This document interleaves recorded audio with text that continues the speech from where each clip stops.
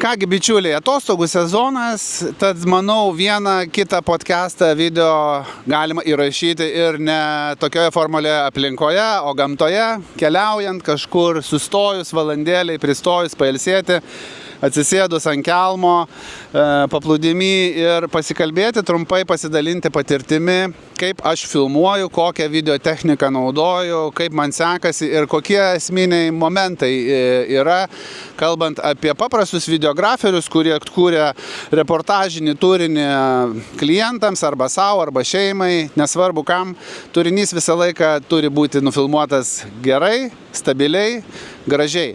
Tai apie tai noriu pasidalinti mintimis, ką aš naudoju. Ir tikriausiai pradėti reiktų nuo esminio komponento.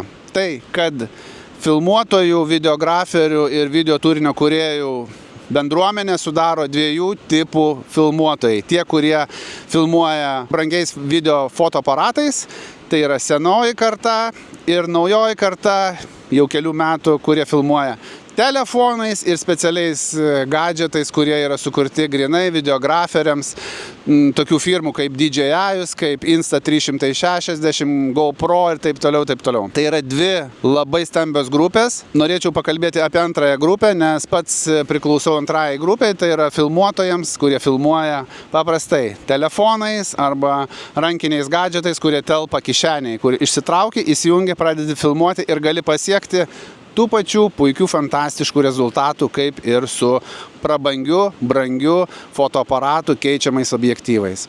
Rezoliucija, kokybė vaizdo, raiška, dinaminis diapazonas jau seniai gadžetuose ir telefonuose pasiekė sudėtingų, brangių skaitmeninių fotoaparatų lygį. Mes su komanda filmuojam, iš tikrųjų aktyviai filmuojam paskutinius 3-4 metus ir aktyviausi filmavimai prasidėjo, kai išėjo maždaug XR lygio iPhone'as, ten 10 ar kažkuris, kai mes pamatėm, kad iš tikrųjų tiek fotografijai, tiek videograferiui jo yra va tiek. Turiu 12 iPhone'ą, su šituo iPhone'u yra nufilmuoti keli šimtai ir įvairaus pobūdžio vaizdo klipų, nuo 1 minutės, reelsų, storių ir taip toliau, iki valandos trukmės ilgų video pokalbių tiek studijoje, tiek lauke.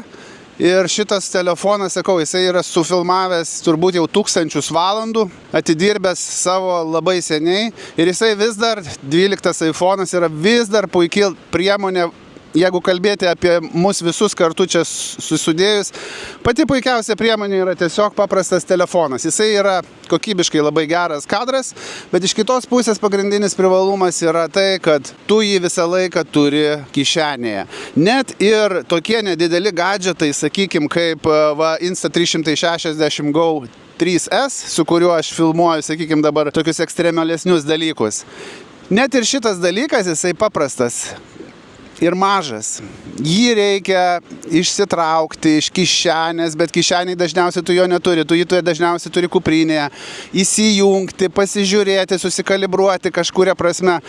O telefonas, jis tik tiesiog iš džinsų kišenės išsitrauki, aktyvuoji, filmuoji. Ir kas yra svarbiausia, tai immediacy. Tai yra tas dalykas, kad tu gali pasiekti, padaryti rezultatą labai greitai. Išsitraukiai, pokšt filmuoji. Iš tikrųjų pastebėjau, kad netgi filmuojant su šituo gadžetu Osmo Pocket 3, kuris yra DJI gamybos, jis yra labai gera kokybė. Aš net negaliu pakankamai rekomenduoti jį naudoti visiems, jis yra per geras, man atrodo, paprastiems vartojimams. Juokauju.